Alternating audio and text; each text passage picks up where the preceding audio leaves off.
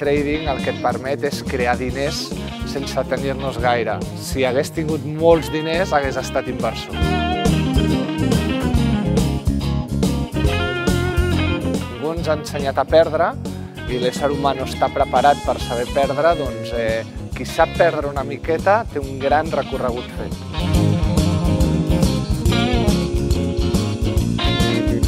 Jo més d'un cop he dit que em fotran fora, perquè soc un desastre amb les matèries, però un desastre. Però sí, és d'aquella cosa que és la inversió millor de la meva vida. Jo valoro, primer, la rapidesa i segon, que sempre tenen bona cara.